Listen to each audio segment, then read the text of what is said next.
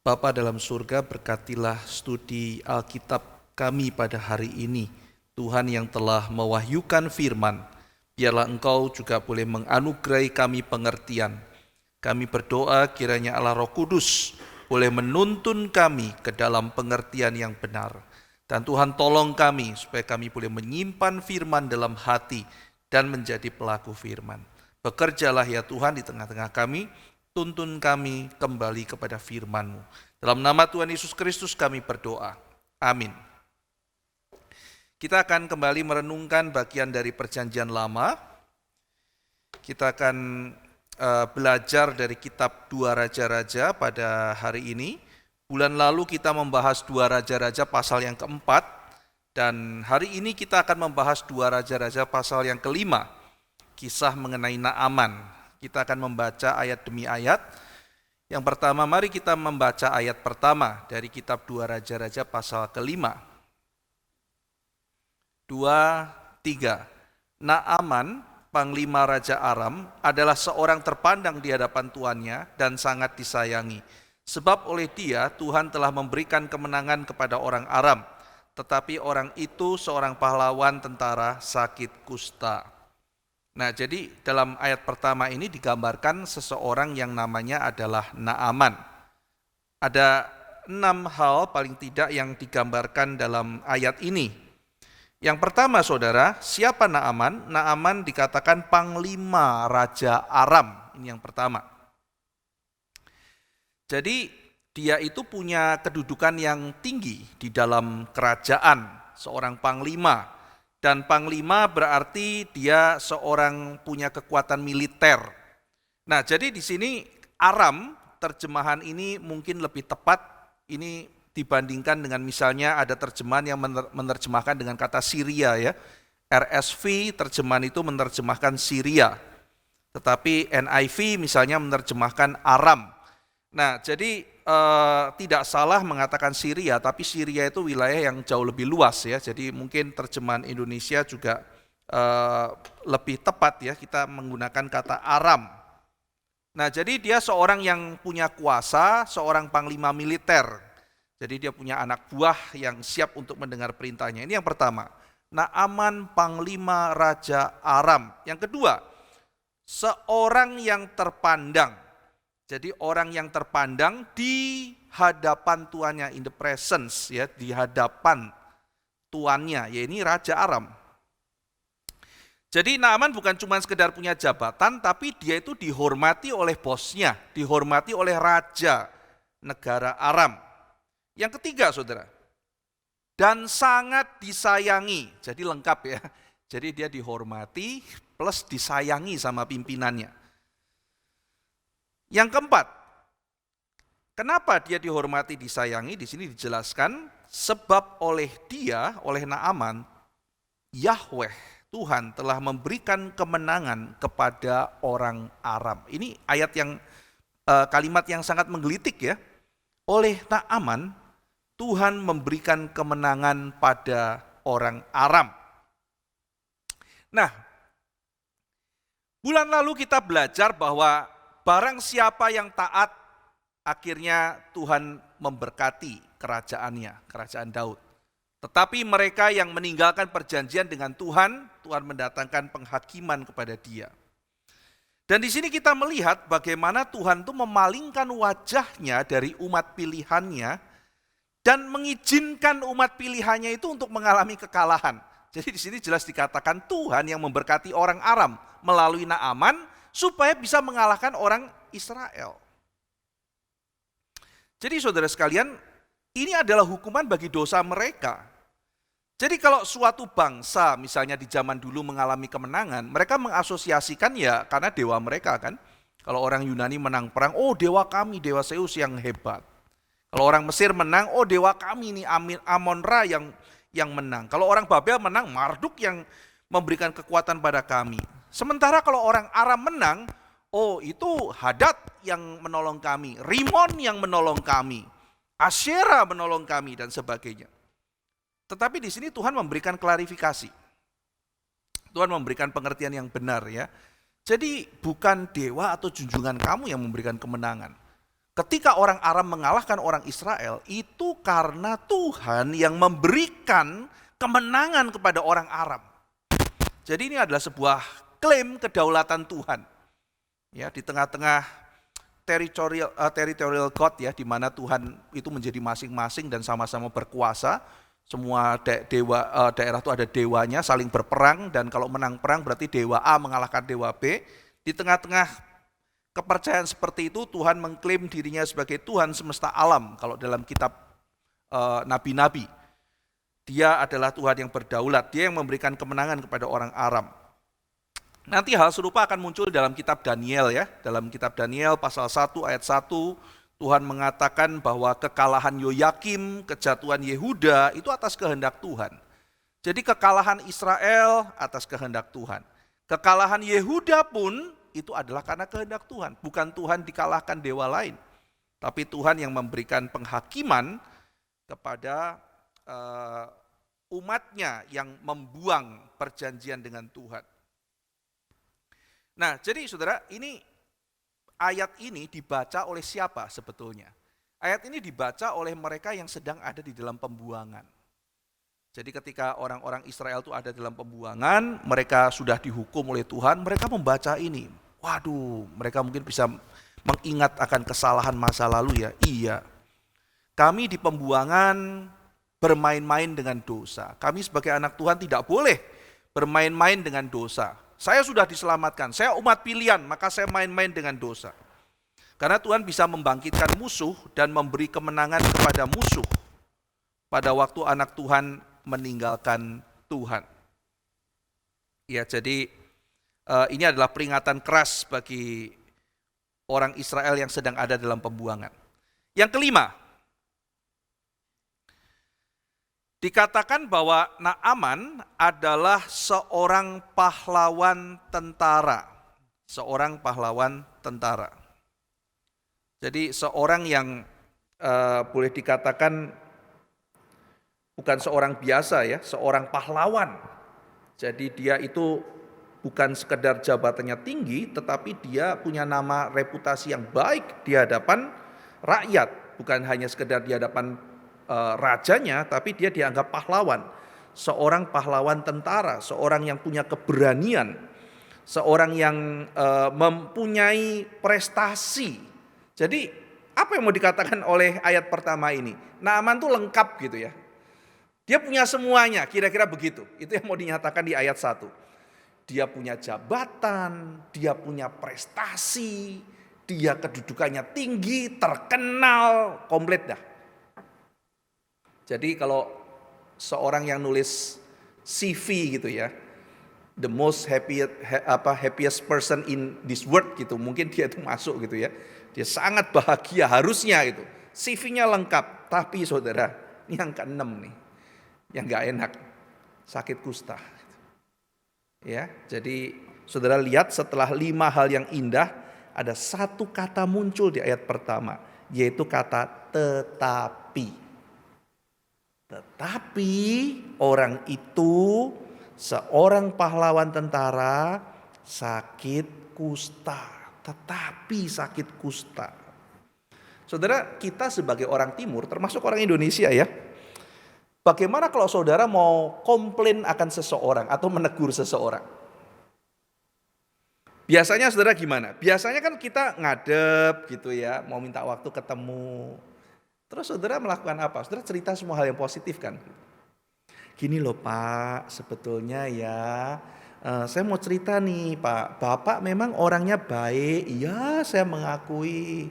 Bapak tuh orangnya murah hati, iya saya mengakui. Bapak orangnya begini, gitu kan saudara ya. Jadi biasanya style kita kalau mau negur orang atau mau menceritakan sesuatu yang gak baik, kita kan datang lalu kan kita bilang semua yang baiknya kan saudara. Ya, oh, Bapak tuh begini atau Ibu tuh begini. Nah biasanya kita sebagai orang timur juga udah tahu, gak mungkin lah kamu datang cuma ngomong muji-muji saya kayak begini. Ya kita dengerin aja, Bapak tuh begini. Kita tenang aja dengerin. Tetapi, nah kalau udah kata itu muncul saudara. Tetapi Pak, nah ini baru mau ngomong ini, ya kan? Tetapi ini apa ini? Ini yang paling penting. Jadi maksudnya apa? Kalau tadi basa-basi setengah jam, ngomong baiknya orang itu, boleh kita nggak usah dengar. Begitu muncul kata tetapi, nah ini poinnya gitu. Tapi gitu ya, saya pernah ngobrol sama satu orang tuh hampir 2 jam, saudara. Ngobrol cerita gini mengenai ini, hampir 2 jam, saudara. Wah, dia bersyukur dapat firman Tuhan, dapat ini, dapat itu, apa segala macam, terus bicara gitu ya. Udah kira-kira hampir 2 jam, saya udah mulai lihat-lihat jam, lama gitu kan ya. Udah selesai semuanya, terus dia bilang, Pak, saya sudah mau pulang. Gini Pak ya, saya mau bicara sesuatu. Oh ya, silakan gitu. Nah, bicaranya yang 1/4 jam ini yang paling utama, saudara. Itu tujuan dia datang. Ya, tetapi gitu ya, yang 1/4 jam yang terakhir ini yang paling penting. Jadi saya tertipu ini gitu ya. Udah senang dulu, kelihatannya bagus-bagus ya kan. 1 jam 1 jam 45 menit, yang 15 menit itu yang tetapi itu loh. Itu yang paling utama yang dia mau ngomong. Tetapi itu poinnya tuh di situ gitu. Tapi ya ini Pak, ini cuma sebelum pulang aja ngomong. Tapi kita udah tahu poin kamu itu setelah kata tetapi. Yang lain boleh nggak diucapkan. Nah ini sama saudara. Dia itu orang begini, wah ada aman hebat ya.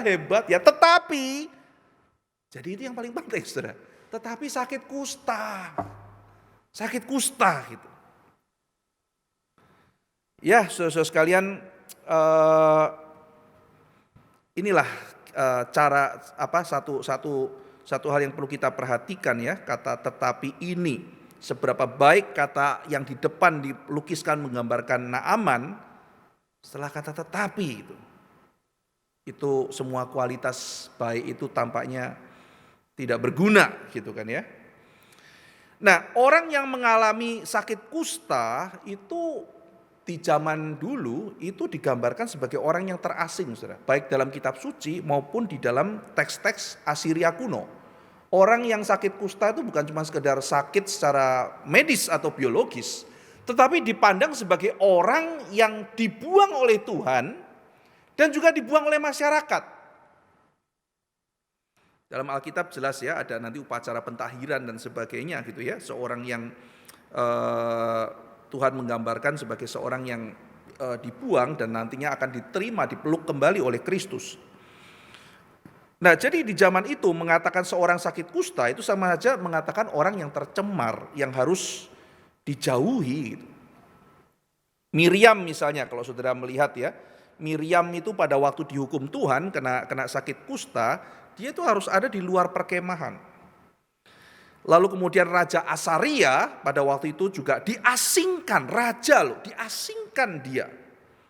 Maka orang kusta itu orang yang ditolak bukan cuma oleh Tuhan, tapi oleh manusia juga. Dan itu yang terdapat juga dalam teks-teks Asiria kuno, dikatakan bahwa orang yang kusta itu ditolak, diasingkan, orang yang terasing. Nah, jadi di sini bicara mengenai kondisi manusia yang serba hebat tapi sakit kusta, dan itu problem. Dia nggak bisa menghindar dari hal itu. Sehebat apapun prestasi manusia, ketika dia sudah berhadapan dengan dosa, tidak bisa lepas.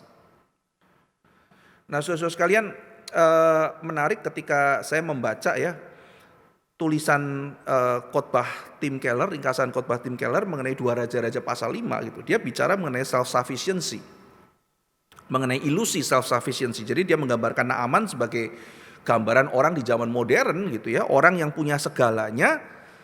Tetapi itu ilusi itu, karena nggak bisa menyelesaikan satu masalah, yaitu dia merasa cukup diri.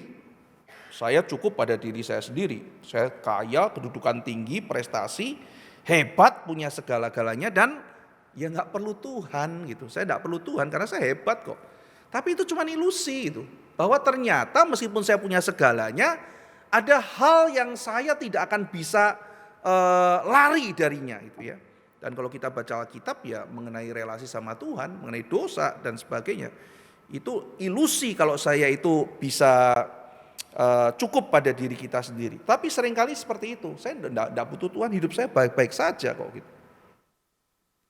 Meskipun kalau kita bicara mengenai self sufficiency itu ilusi sekali lagi.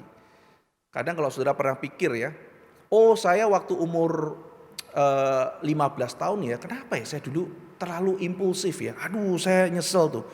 Ternyata saya seperti orang yang bodoh pada waktu umur itu. Kita nyesel ya, waktu kita umur 25 pikir umur 15. Terus waktu kita umur 35 mikir, wah umur 25 kenapa saya waktu kerja saya begitu sama rekan kerja saya ya. Harusnya saya nggak boleh begitu, itu tindakan bodoh. Iya, saya memang waktu itu masih impulsif lah, pekerja baru umur 25. Setelah umur 45 mikir gitu, waduh saya umur 35 ya, kenapa saya sama anak nggak bisa begitu ya. Sekarang kalau umur 45 lihat umur 35, waduh saya bodoh sekali. Dan seterusnya kalau kita panjangkan lagi, setiap kita lihat 10 tahun ke belakang atau 20 tahun ke belakang, kita lihat kita tuh sama sekali parah gitu. Nah bayangkan sekarang saudara, Tuhan melihat kita gitu. Ya kan? Kita punya ilusi sebetulnya bahwa kita itu cukup. Padahal sebetulnya kalau kita mau jujur dan melihat diri kita sendiri, ada banyak hal di mana kita seharusnya mengatakan, Tuhan, tidak ada yang bisa tolong saya. Cuman Tuhan yang bisa menolong saya. Dunia tidak bisa tolong saya. Apapun yang ada, pendidikan saya, kekuatan saya, harta saya, koneksi saya, tidak bisa menolong saya. Hanya Tuhan yang bisa menolong. Kadang kita akan berhadapan dengan kondisi seperti itu. Dan ketika saya dan saudara dari tempat seperti itu, mari kita datang dan bersimpuh di hadapan Tuhan. Karena kita berhadapan dengan kesulitan di mana tidak ada seorang pun bisa menolong kita. Kecuali Tuhan yang menolong kita. Itu satu pengalaman yang sangat berharga meskipun menakutkan. Karena kita diingatkan bahwa kita tidak self-sufficient. Sekarang kita lihat ayat kedua dan ketiga. Orang Aram pernah keluar bergerombolan dan membawa tertawan seorang anak perempuan dari negeri Israel. Ini jadi mereka ternyata barbar ya, penuh kekerasan. Mereka sering bergerombol keluar dan menawan seorang anak perempuan dari negeri Israel. Dalam terjemahan lain ini seorang anak perempuan kecil ya, gadis kecil. Ia menjadi pelayan pada istri Naaman. Jadi tadi Naaman di hadapan raja, si anak perempuan ini menjadi pelayan pada atau di hadapan istri Naaman. Lalu berkatalah gadis itu kepada nyonyanya, sekiranya tuanku menghadap nabi yang di Samaria itu, yaitu Elisa, maka tentulah nabi itu akan menyembuhkan dia dari penyakitnya. Jadi saudara, singkat hanya satu ayat, Alkitab mengisahkan mengenai latar belakang orang yang dipakai oleh Tuhan, yaitu gadis kecil itu.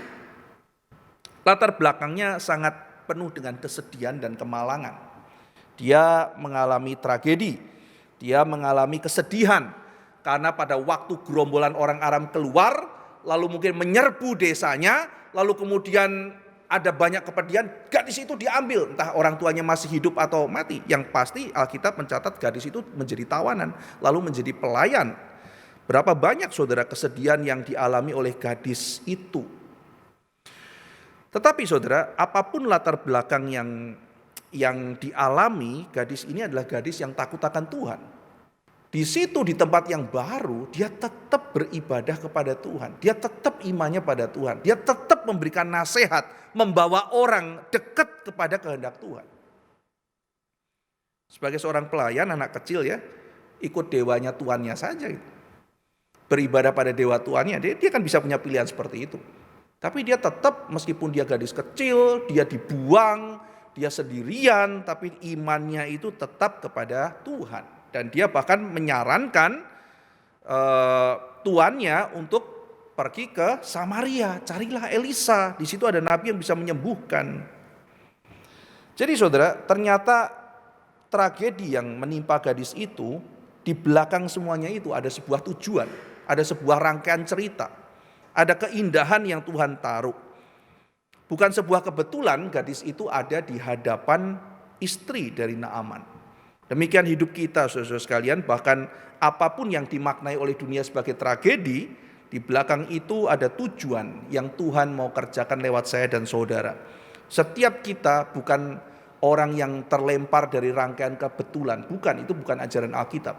Tapi setiap kita berada di satu tempat, itu adalah karena suatu tujuan yang Tuhan mau kerjakan. Lalu ayat 4 dan ayat kelima. Lalu pergilah Naaman memberitahukan kepada tuannya.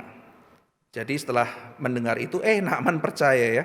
Katanya, beginilah dikatakan oleh gadis yang dari negeri Israel itu. Jadi dia menggambarkan kira-kira apa yang dikatakan oleh gadis itu. Maka jawab Raja Aram, baik, pergilah dan aku akan mengirim surat kepada Raja Israel.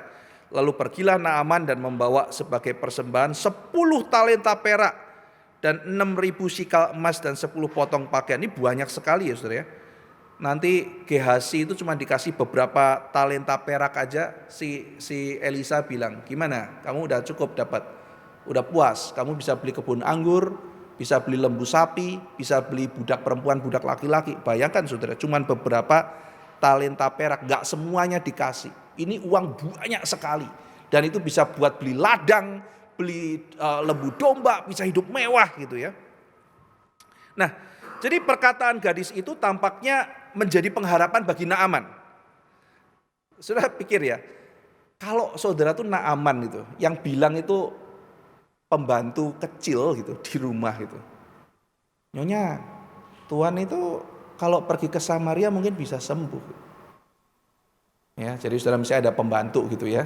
Terus saudara tuh pejabat di Jakarta, lagi sakit. Anak pembantu yang kecil bilang sama nyonya majikan, Nyonya, ke Purworejo, di desa itu ada orang bisa nyembuhkan sakit, Tuhan ke sana pasti sembuh. Mau percaya apa enggak saudara? Hah, saya Jakarta, harus pergi ke kota yang bukan ibu kota. Ya, pergi ke Tulungagung, pergi ke Purworejo. Ya itu kalau dibanding Jakarta kota besar gitu ya. Jadi biasanya ada pride tersendiri saudara. Apalagi yang diomong ini pejabat. Apa?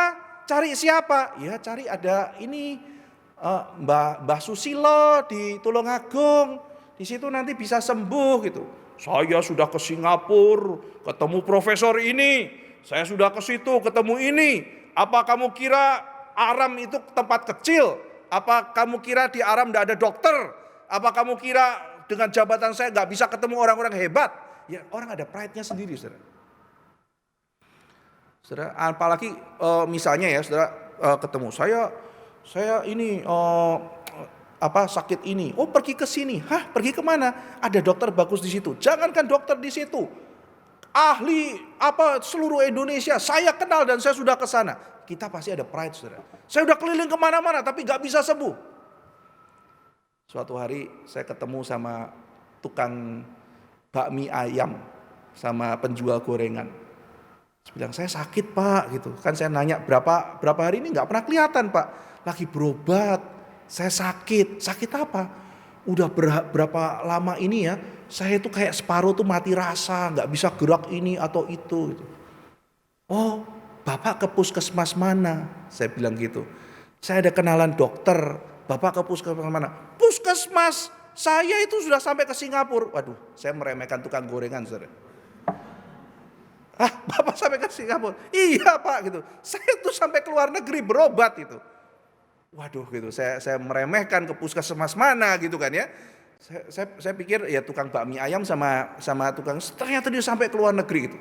Ya ternyata punya usut cabangnya dia banyak punya bakmi ayam itu terus saya shock gitu wah gitu ya. Terus dokter mana pak? Saya nggak jadi ngomong lagi gitu ya.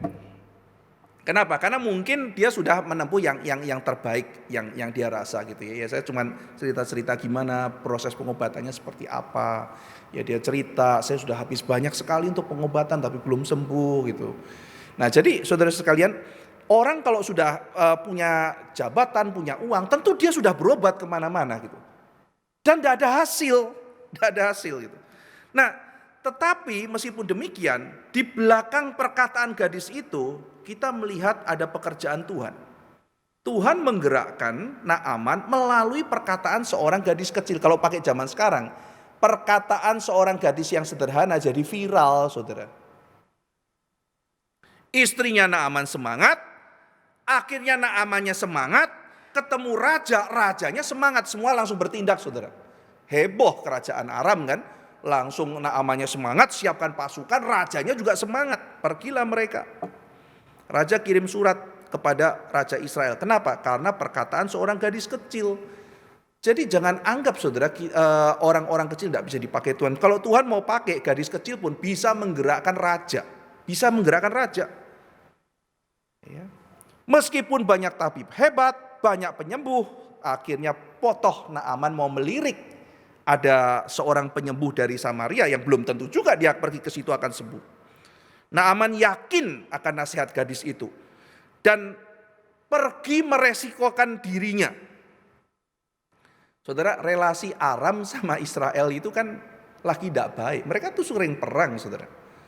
Mereka sering perang. Dan saudara, panglima perangnya Aram pergi berobat ke Israel, pasti suasananya serba canggung, saudara. Saudara bayangin ya, misalnya panglima Rusia akhirnya datang berobat ke Ukraina gitu. Ada penyembuh di sini nggak? Presiden Zelensky ini saya bawa surat dari Putin. Karena panglimanya sakit gitu. Katanya mesti berobat ke sini. Saudara bisa bayangkan suasana serba canggungnya Naaman tuh kayak gimana. Dia pergi juga, saudara. Ya, jadi dia digerakkan oleh Tuhan melalui perkataan gadis itu. Ya, Naaman pergi, saudara. Waduh, ini dua negara yang lagi nggak akur, yang sering perang. Tiba-tiba panglimanya minta tolong kepada bangsa yang dia suka cari ribut. Seperti perkataan Amsal ya, hati raja itu seperti batang air di tangan Tuhan, di mana Tuhan bisa menggerakkan kemanapun Tuhan mau. Gitu. Nah, akhirnya Raja Aram mengirim surat pada Raja Israel. Kenapa dia kirim surat pada Raja Israel? Ya karena biasanya kan nabi itu ada di istana raja kan. Yang namanya nabi itu kan biasanya rohaniwan itu kan penasehat raja. Zaman itu biasa.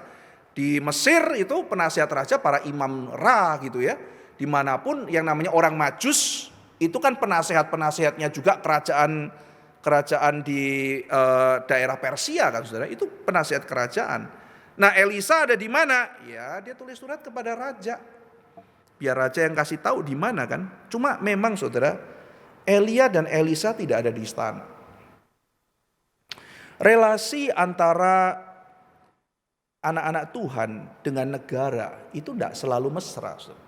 Tidak selalu mesra, bergantung kepada bagaimana sang raja, bukan? Kalau kita melihat raja itu takut akan Tuhan, raja itu pro reformasi, membawa orang kepada Tuhan, maka para nabi, orang-orang yang dipakai Tuhan itu pro gitu ya. Jadi dia menjadi orang yang mendukung. Tapi meskipun mendukung, para nabi itu bukan peliharaan istana, sama sekali bukan. Para nabi Tuhan itu bukan peliharaan istana, bukan orang-orang yang bisa dibeli. Dan khususnya ketika istana tidak taat kepada Tuhan, ketika pemerintah menyeleweng menyembah berhala, Elisa misalnya menentang Ahab, menentang keturunannya. Meskipun bahkan Elia dikejar-kejar mau dibunuh. Ya. Jadi tidak tentu mesra, ya kan? Tidak tentu juga bermusuhan. Tetapi ketika pimpinan istana seperti Ahab berbuat jahat, maka mereka menentang. Maka Elisa juga nggak baik sama Yoram dan anak-anak Ahab yang lain. Gitu. Dia tidak seperti Elia, kita sudah jelaskan bulan lalu, nggak seperti Elia yang frontal ngelawan karena memang sudah tidak ada pembunuhan, tapi dia juga tidak pro. Dia kerap kali mengkritik. Jadi Elisa tidak ada di istana karena Elisa menentang Ahab dan keturunannya. Kalau saudara perhatikan relasi antara raja dan nabi, yang menarik adalah kita perlu belajar dari perjanjian lama. Raja itu bisa dikritik. Nah ini perjanjian lama, ini ajaran Tuhan. Saudara. Raja itu bukan titisan dewa langit yang semua keputusannya pasti benar.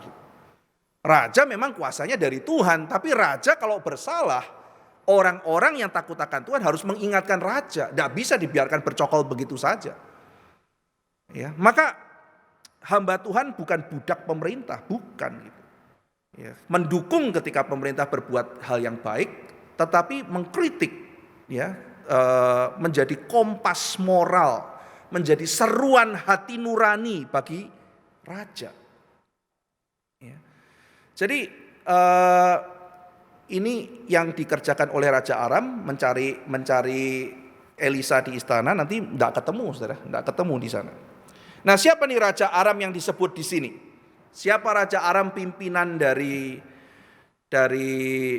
Naaman tersebut? Kalau saudara nanti membaca pasal selanjutnya akan muncul namanya Ben-Hadad. Ben-Hadad.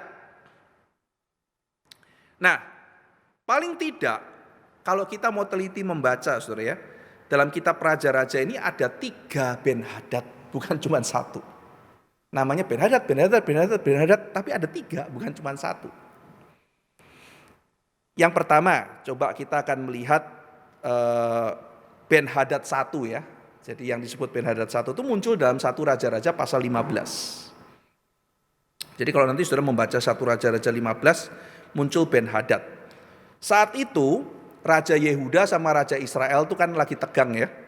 Lalu Raja Asa dari Yehuda itu menghampiri Ben-Hadad, Raja Aram. Terus dia bilang, nih saya kasih sejumlah harta, tapi tolong kerjasama dengan saya, kamu tolong serang Israel. Ben-Hadad setuju, dia hancurkan Israel, dia ambil beberapa kota. Nah itu perjanjian antara Asa dengan Ben-Hadad. Yehuda baikan sama Aram, Aram menyerang Israel. Ya, utara kan Israel ya, selatan Yehuda.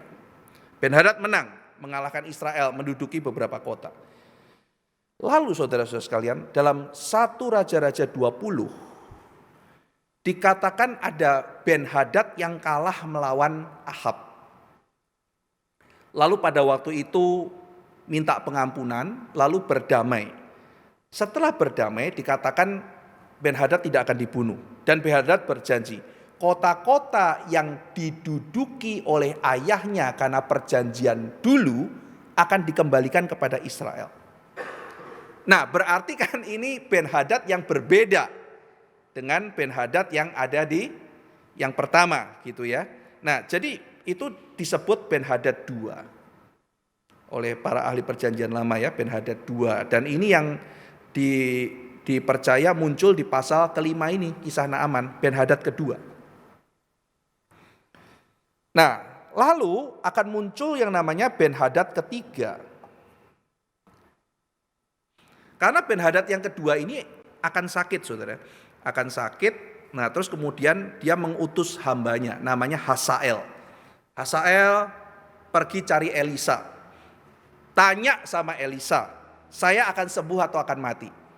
Ya tentu saja si Ben-Hadad ini kenapa utus orang ketemu Elisa, ya mungkin karena dia lihat Naaman kok sembuh gitu ya. Jadi itu jadi kesaksian, akhirnya dia percaya, dia mencari Elisa gitu ya. Tanya sama Elisa, Hasael, sembuh atau mati saya gitu.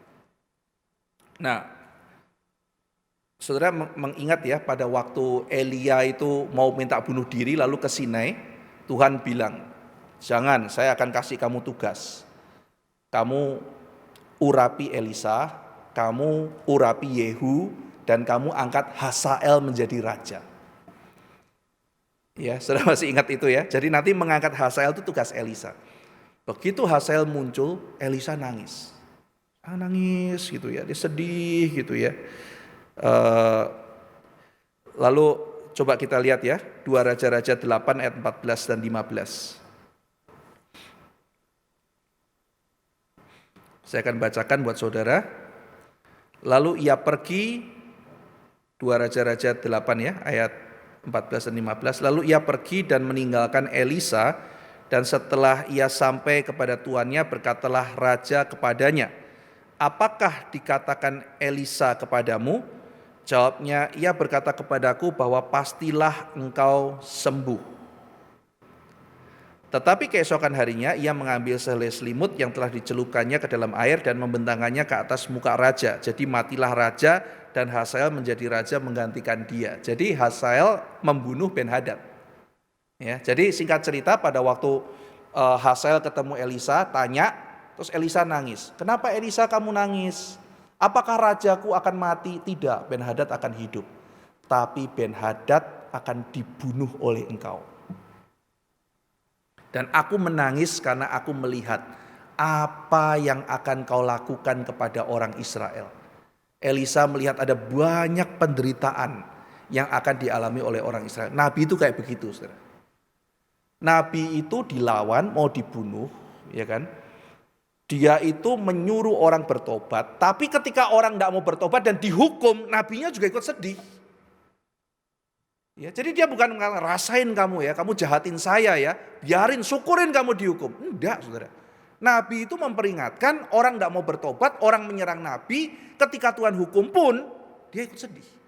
Elisa menangis. Kenapa kamu nangis? Aku melihat penderitaan yang akan kamu bawa bagi orang Israel. Dan itu digenapi, saudara. Akhirnya Hazael menjadi seorang yang membunuh Ben-Hadad, ya kan? Lalu dia menjadi raja. Tuhan kan mengatakan ya, Yehu, lalu kemudian Hazael itu kenapa dibangkitkan Tuhan? Untuk mengakhiri penyembahan berhala Israel. Untuk menghukum Israel. Nah, jadi kita melihat kadang-kadang kemenangan lawan itu juga diizinkan Tuhan. Untuk menjadi penghakiman bagi anak Tuhan yang tidak setia. Nah, saudara, lalu setelah Hazael menjadi raja, kita lihat pasal 13. 2 Raja-Raja pasal 13. Ayat yang ketiga. Sebab itu bangkitlah murka Tuhan terhadap Israel, lalu diserahkannya lah mereka ke dalam tangan Hazael Raja Aram dan ke dalam tangan Ben-Hadad anak Hazael selama zaman itu. Jadi perhatikan, Ben-Hadad dibunuh Hazael. Lalu Hazael punya anak Ben-Hadad yang menjadi raja. Jadi jelas ya bahwa Ben-Hadad tidak hanya satu. Ya, dia membunuh Ben-Hadad 2. Lalu anaknya kita sebut saja Ben-Hadad 3 itu menjadi raja. Itu julukan yang biasa diberikan oleh para ahli PL ya, Ben-Hadad 3. Nah, jadi Ben-Hadad itu bisa aja itu nama umum bagi orang Arab. Seperti kalau di dalam masyarakat tertentu ya, misalnya nama Asep ya, Kasep itu bagi orang Sunda kan banyak ya. Lalu kalau orang Jawa Agus atau Bagus itu banyak juga gitu. Yang namanya Bagus bukan cuma satu, yang namanya Agus bukan cuma satu, yang namanya Asep atau Kasep nggak cuma satu, itu banyak gitu. Nah demikian juga Ben-Hadad bisa saja ini nama umum, nama yang familiar, khas bagi orang Aram gitu ya. Nah tetapi bisa juga nama Ben-Hadad ini sebetulnya adalah sebutan bagi raja, seperti Fir'aun. Ya, jadi raja siapa misalnya disebut Fir'aun ini, Ramses disebut Fir'aun, nanti misalnya siapa disebut juga Fir'aun, atau sebutan Abimelekh bagi orang Filistin. Abimelekh ini sebutan bagi raja. Ben-Hadad, Hadad itu adalah dewa halilintar. Ya, jadi Hadad itu dewa halilintar. Ben itu anak, Ben-Hadad artinya ya anak dewa halilintar itu, anak Hadad.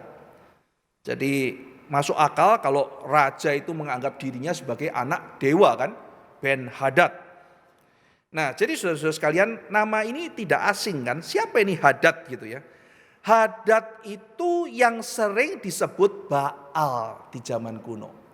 Baal itu artinya Tuhan. Jadi Baal itu artinya Tuhan, bahkan Tuhan itu dulu disebut Baal. Tapi ada satu masa di mana Tuhan berhenti disebut Baal. Ya kan? Nah, akhirnya kata Baal, kata Tuhan itu konotasinya menyebut kepada ilah-ilah sesembahan bangsa Kanaan. Dan Baal yang paling favorit adalah Baal Hadad. Ya, jadi Hadad itu adalah dewa halilintar. Memang ada variasi. Baal memang bukan cuma Hadad saja. Misalnya yang dilawan oleh Elia itu diperkirakan namanya Melkart. Itu adalah dewa sesembahannya orang Sidon. Karena istrinya yaitu Isabel, istri Ahab itu orang Sidon. Jadi dipercaya itu adalah Melkart. Tapi yang paling favorit adalah Hadad. Ya. Nah, jadi kalau nanti kita melihat ayat selanjutnya, di situ Naaman bilang, aku minta pengampunan karena aku tiap tahun akan masuk, aku akan menemani raja masuk ke kuil Rimon.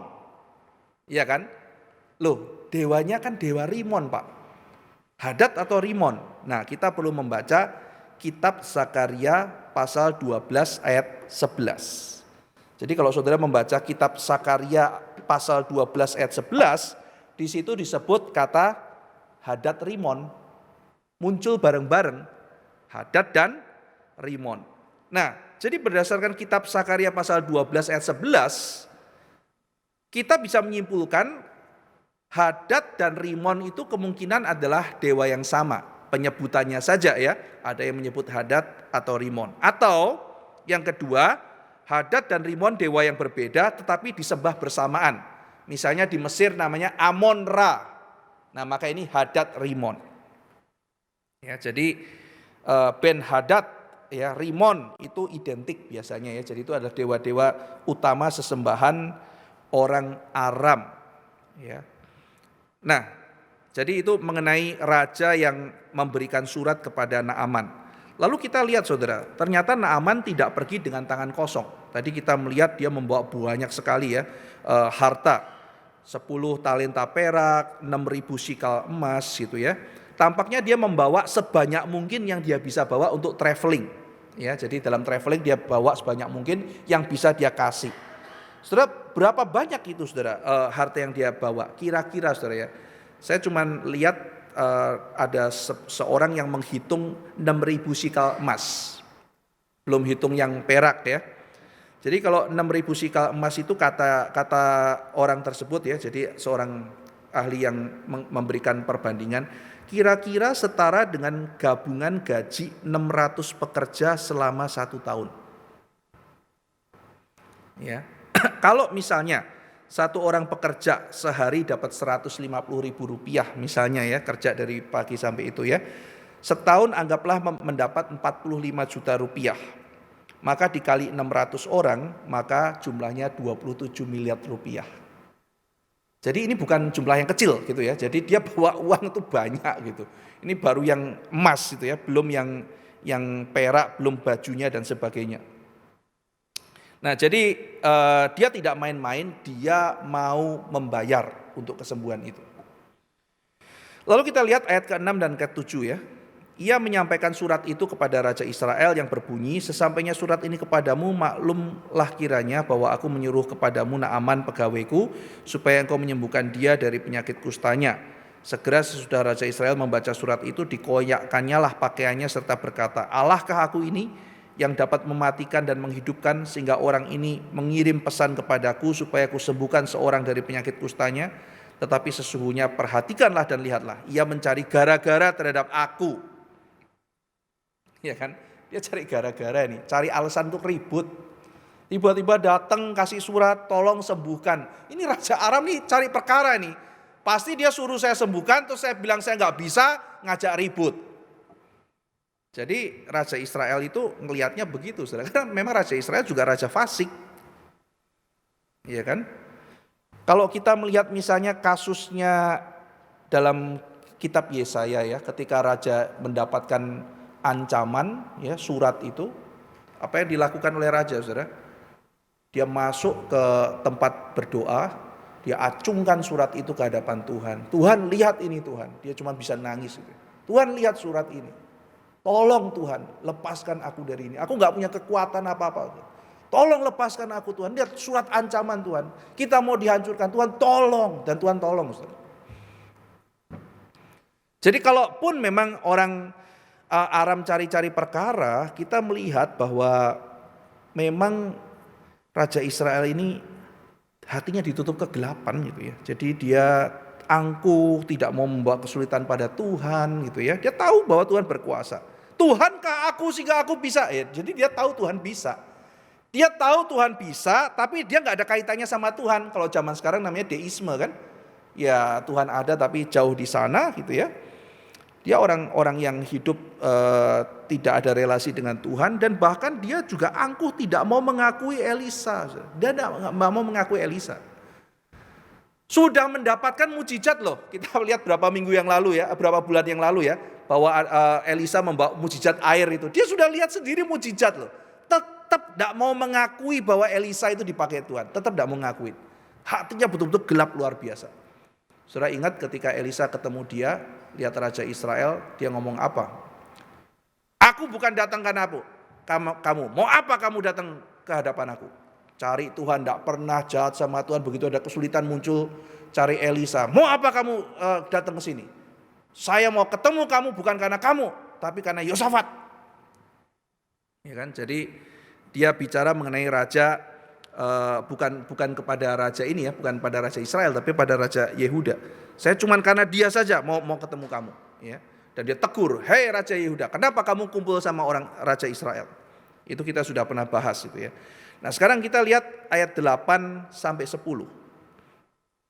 Segera sesudah didengar Elisa abdi Allah itu bahwa raja Israel mengoyakkan pakaiannya, dikirimkannya pesan pada raja, bunyinya, mengapa engkau mengoyakkan pakaianmu? Biarlah ia datang padaku supaya ia tahu bahwa ada seorang nabi di Israel. Kemudian datanglah Naaman dengan kudanya dan keretanya lalu berhenti di depan pintu rumah Elisa. Elisa menyuruh seorang suruhannya kepadanya mengatakan, pergilah mandi 7 kali dalam sungai Yordan, maka tubuhmu akan pulih kembali sehingga engkau menjadi tahir. Jadi Elisa meminta raja mengirim Naaman itu kepadanya. Tujuannya supaya mereka itu tahu ya bahwa ada seorang nabi di Israel. Nah, lalu kemudian kalau kita melihat Elisa melakukan sesuatu yang terlihat sangat tidak sopan, saudara ya. Harusnya namanya pejabat, ya keluarlah sepantasnya disambut dan sebagainya. Tapi Elisa tampak tidak sopan dan tidak peduli pada Naaman. Sampai Naaman sendiri marah gitu.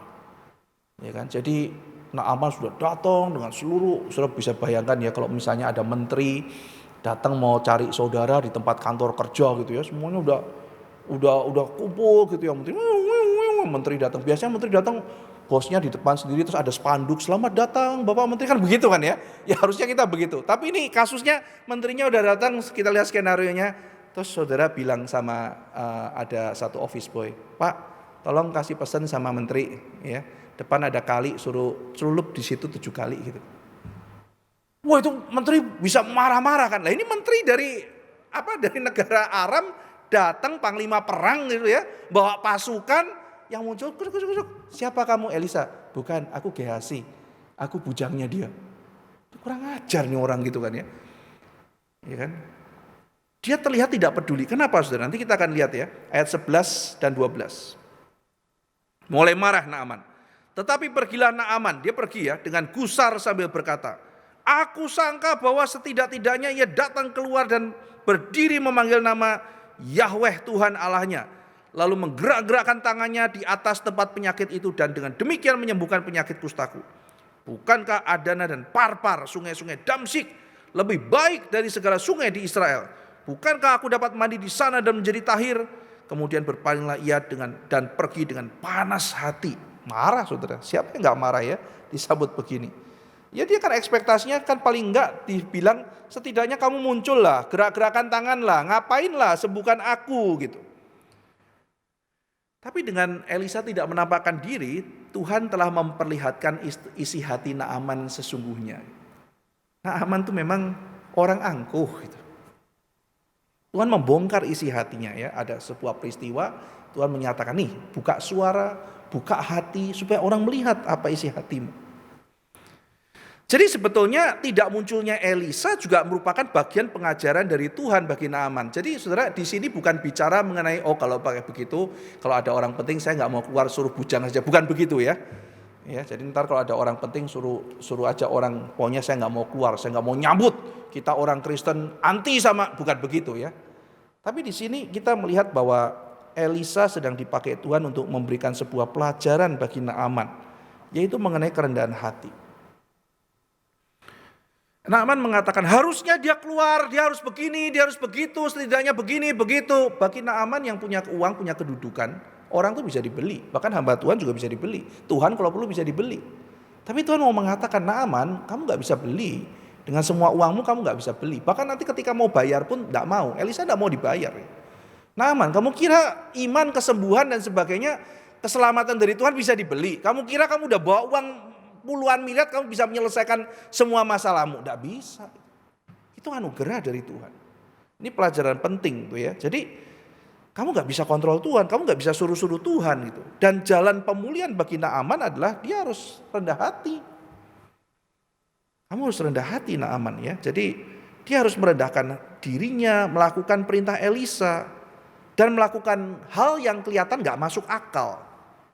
Bagi dia kan yang masuk akal adalah, lah kalau cuman suruh di sungai, di negara kita tuh banyak yang sungai yang lebih bagus.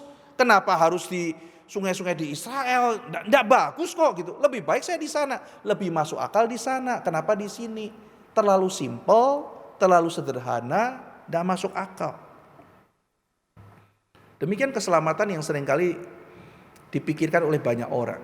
Apa itu keselamatan? Melalui Tuhan Yesus Kristus, percaya pada Tuhan Yesus Kristus. Nggak masuk akal, terlalu simpel, terlalu sederhana. Ya.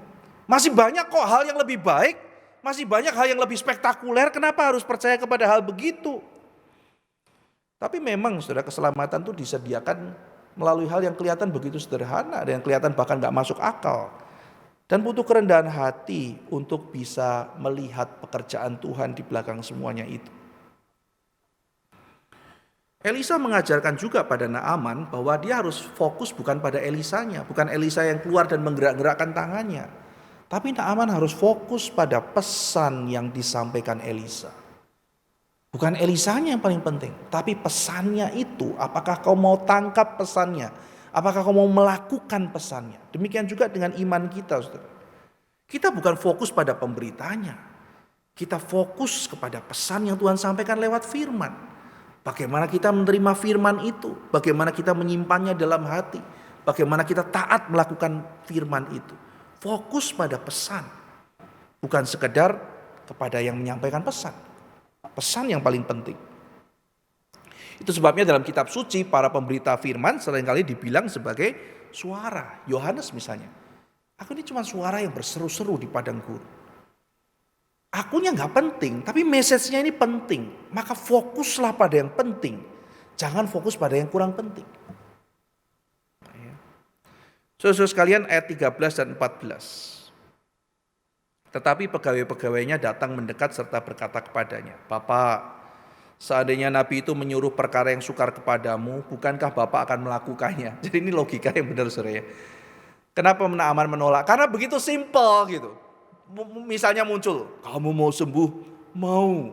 Ada misteri, apa gitu kan ya. Sulit sekali, oke. Kamu harus begini dulu, tirakat dulu, tidak makan dulu selama berapa bulan. Kalau kamu bisa, yuk kelihatannya susah gitu kan. Ini cuman kamu cemplung 1, 2, 3, 4, 5, 6, 7 sembuh. Kok gampang ya gitu. Sederhana gitu. Ini percaya kepada Tuhan Yesus maka kau akan diselamatkan. Kok gampang gitu. Kok keselamatan begini? Perbuatan baik di mana? Ini di mana? Apa di mana itu? Tidak masuk akal gitu. Tapi itu jalannya. Bapak, kalau orang itu menyuruh perkara yang sukar padamu, bukankah kamu akan melakukannya? Iya, akan melakukan gitu. Jadi kalau dia ngomong yang aneh-aneh, yang susah, kamu harus mencari ini bunga Edelweiss di puncak apa ya, dia mungkin akan pergi gitu. Suruh orang pergi dan sebagainya. Kalau dia suruh yang sukar, kamu akan melakukannya. Apalagi sekarang dia hanya berkata kepadamu. Simpel sekali. Mandi dan engkau akan jadi tahir. Masa kamu gak mau coba gitu? Kalau susah pun kamu kerjain. Masa kamu gak mau ya mengerjakan yang sederhana? Nah, Naaman tersentuh. Iya ya, benar juga ya. Kalau disuruh yang susah-susah saya lakukan. Sekarang cuma disuruh mandi. Akhirnya turunlah ia membenamkan dirinya 7 kali dalam sungai Yordan. Ya. Mungkin dia terjun gitu ya. Pasukan, siap. Ya. Balik badan. Malu gitu ya, balik badan. Saya turun gitu ya. Turun. Kotor. Enggak tahu ya, mungkin ya. Panglima gitu kan ya. Bersih enggak? Aman. Ada rudal, enggak, bersih gitu ya. Terjun. Apa itu? Ranting, Tuhan. Oke, ya. Terjun ya. Terjun. Mesti kesel gitu ya. 1 kali gitu ya. Gimana? Belum, Tuhan. 2 kali. Mana? Belum. 3, 4, 5, 6. Mungkin kesel. Awas lo 7 gak sembuh, gua cari lo gitu kan ya. 7 kali keluar sembuh, saudara.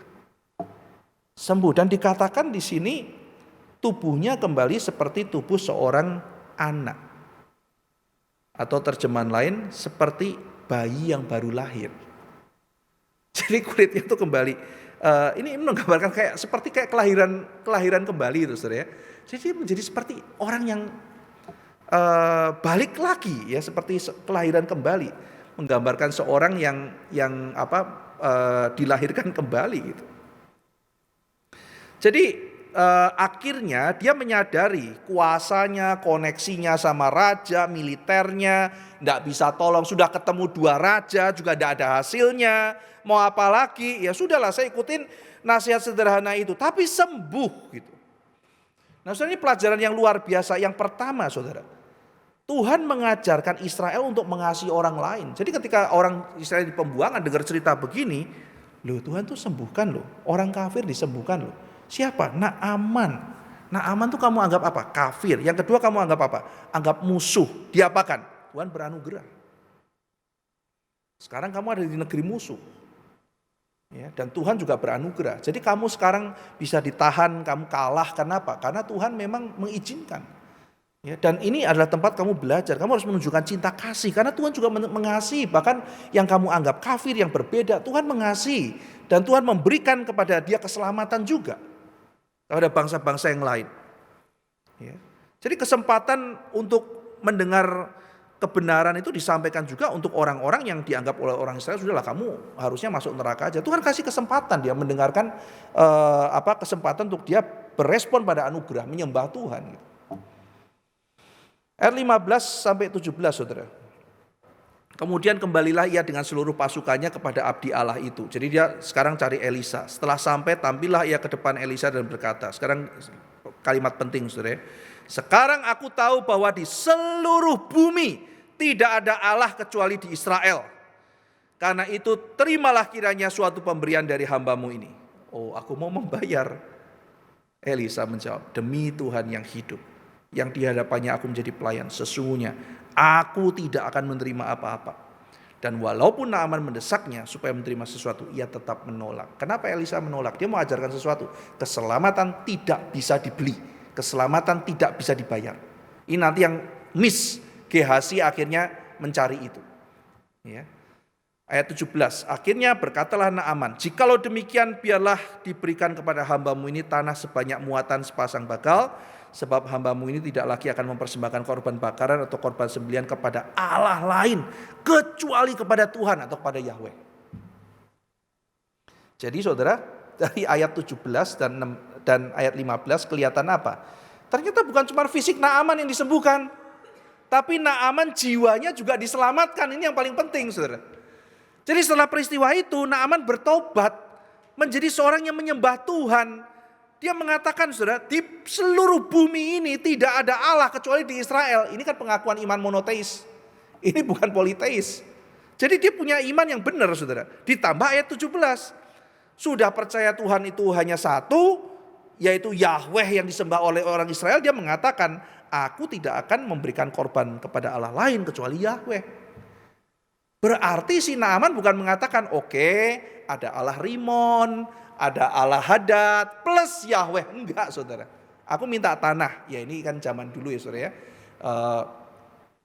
Mereka percaya tanah perjanjian itu, tanah yang kudus di luar tanah perjanjian itu adalah ini ya, tanah yang dihukum. Maka dia bawa tanah dari Israel untuk mungkin membangun mezbah ya, semacam mezbah untuk dia mempersembahkan korban kepada Allah. Jadi Naaman ini menjadi pengikut Tuhan gitu. Dia orang asing tapi dia menjadi pengikut Tuhan. Dan dia sungguh-sungguh hanya mau menyembah Tuhan, bukan yang lain. Wah ini satu peristiwa besar loh. Panglima besar beriman pada Tuhan itu dia akan bayar harga banyak sekali. Ya, dia akan bayar harga banyak sekali.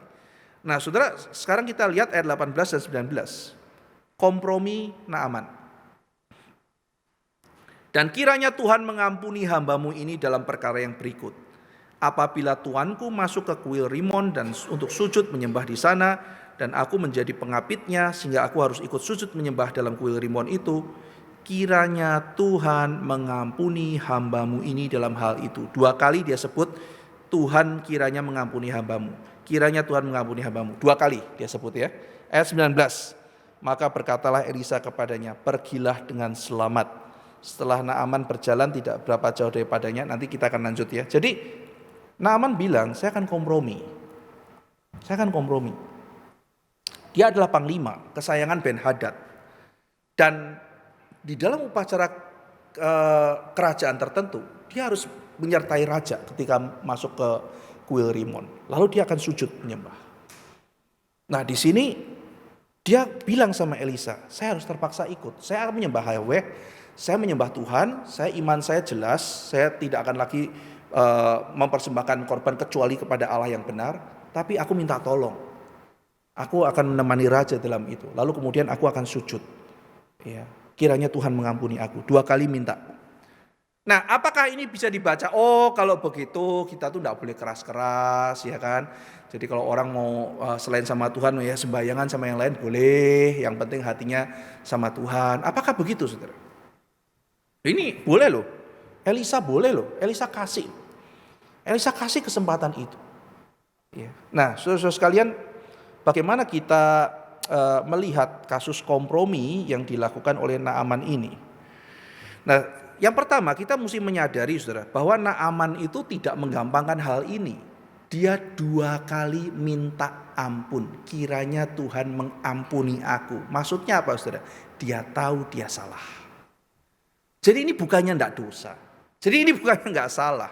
Naaman sendiri tidak menggampangkan hal ini. Oh, enggak apa-apa, pergilah dengan damai sejahtera. Jadi kalau orang bilang, Pak, aku masih gini ya, ya pergilah dengan damai sejahtera, enggak apa-apa gitu. Bukan, saudara. Kiranya Tuhan mengampuni aku.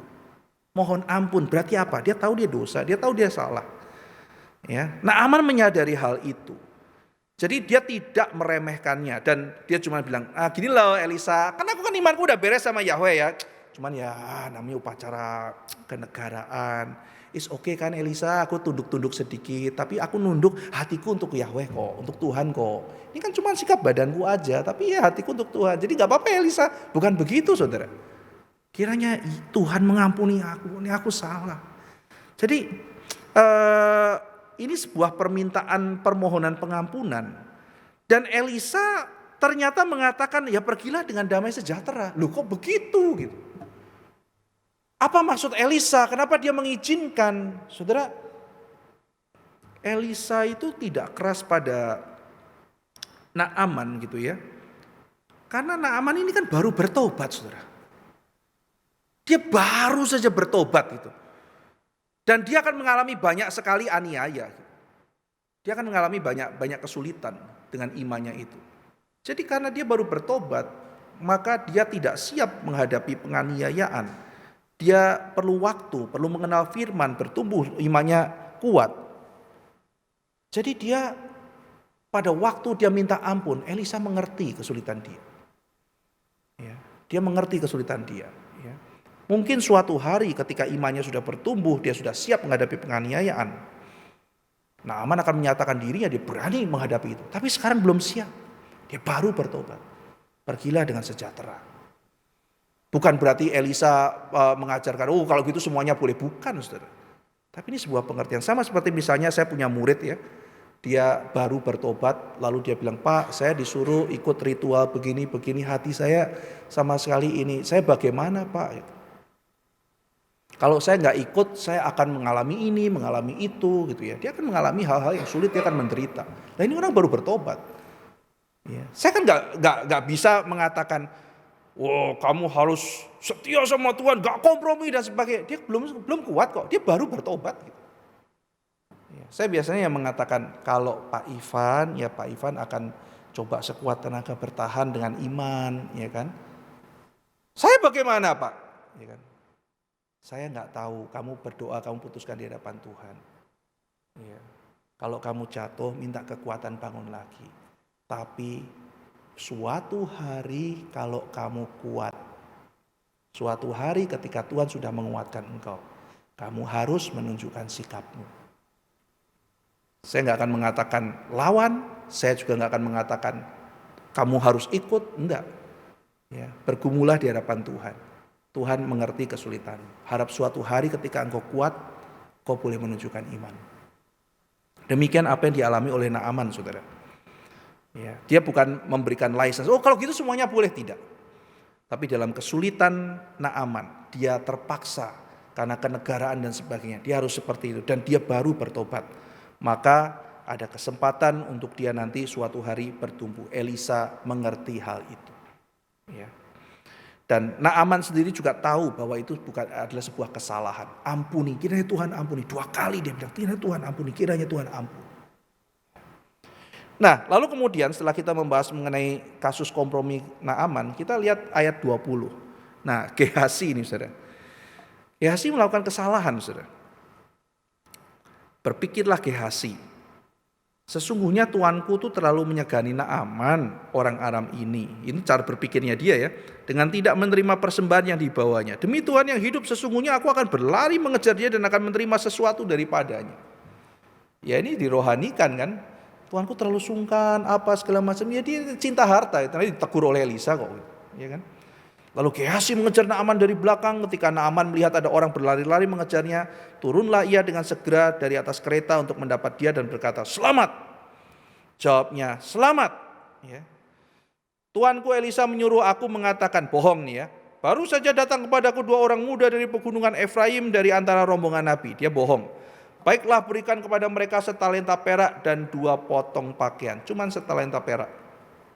Ya, dibanding 10 talenta yang dia bawa. Naaman berkata, silakan ambillah 2 talenta. Jadi mintanya setalenta dikasih 2 talenta. Naaman mendesak dia dan membungkus 2 talenta perak dalam 2 pundi-pundi dan 2 potong pakaian, memberikan kepada 2 bujangnya. Mereka ini mengangkut semuanya di depan Gehazi. Setelah mereka sampai ke bukit, disambutnya lah dari tangan mereka, disimpannya di rumah, disuruhnya kedua orang itu pergi, maka pergilah mereka. Jadi Gehazi udah seneng ya, wah dia dapat banyak sekali harta. Baru saja Gehazi masuk dan tampil di depan tuannya, berkatalah Elisa kepadanya. Elisa ini orang yang unik saudara, dia seorang pelihat. Nanti kita akan lihat dalam pasal-pasal selanjutnya. Elisa tuh orang yang melihat yang tidak dilihat orang lain. Elisa melihat apa yang dilihat Tuhan, dan itu yang sangat indah. Dia melihat apa yang dilihat Tuhan. Saat orang lain tidak bisa melihat, dia melihat apa yang Tuhan mau.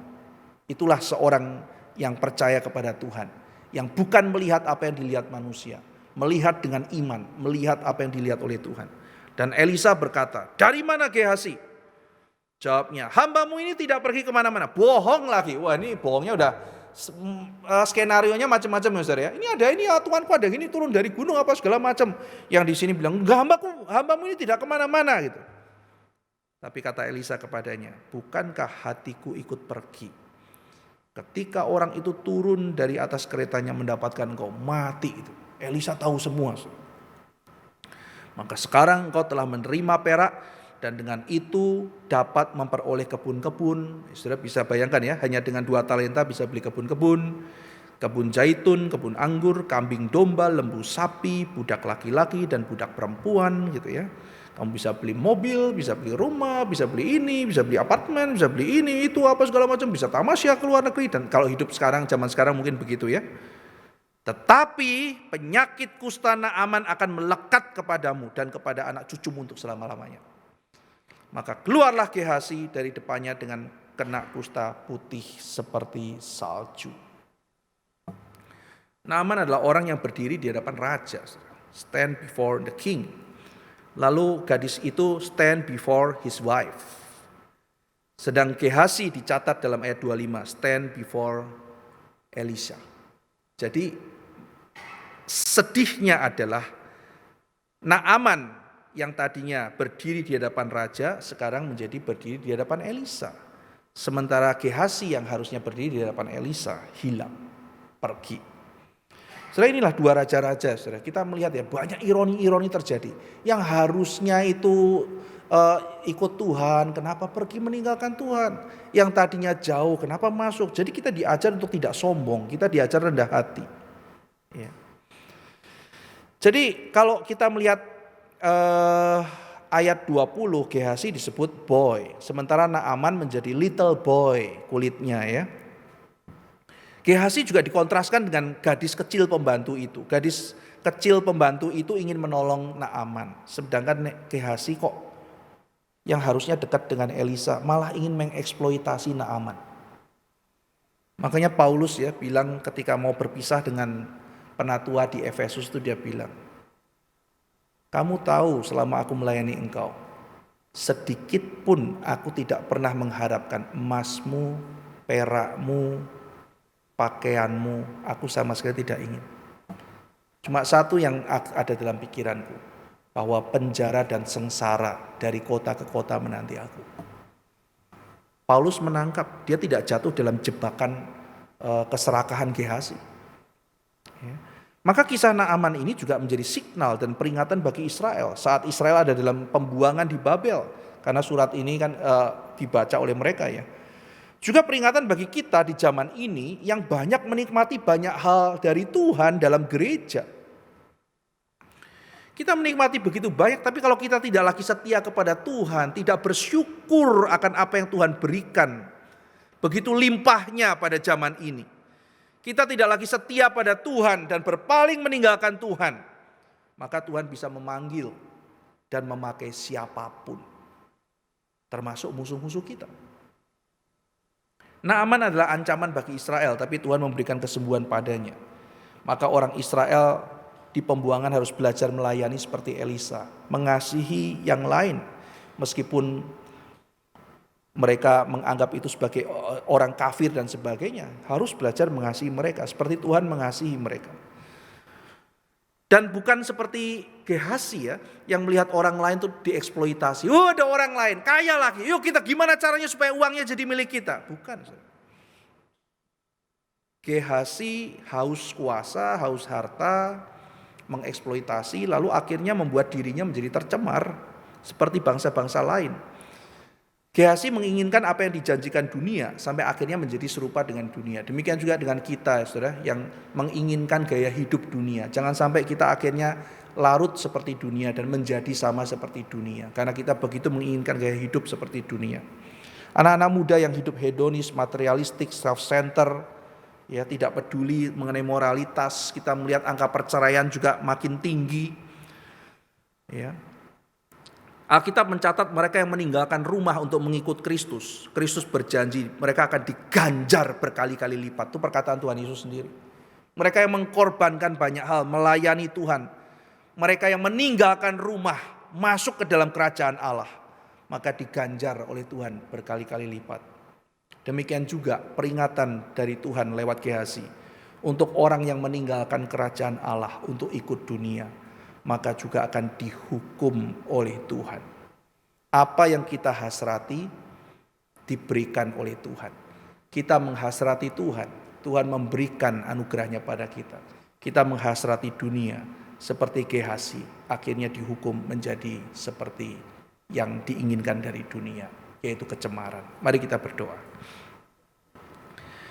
Bapa dalam surga, sebuah kisah mengenai anugerah dan juga sekaligus kisah mengenai peringatan.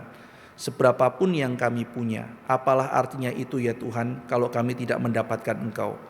Naaman adalah orang yang punya segalanya, tapi akhirnya menyadari bahwa dia membutuhkan Tuhan. Dan dia mendapat anugerah berjumpa dengan Engkau meskipun dia adalah orang asing. Kami juga berdoa ya Tuhan, kiranya Tuhan juga menjauhkan kami dari peringatan Tuhan mengenai Gehazi. Kiranya kami belajar ya Tuhan untuk meninggalkan dunia ini dan berlari mengejar kemuliaan surgawi yang Tuhan janjikan dan bukan sebaliknya. Terima kasih ya Tuhan untuk penghiburan-Mu dan juga sekaligus peringatan-Mu dalam 2 Raja-Raja pasal ke-5. Dalam nama Tuhan Yesus kami berdoa. Amin.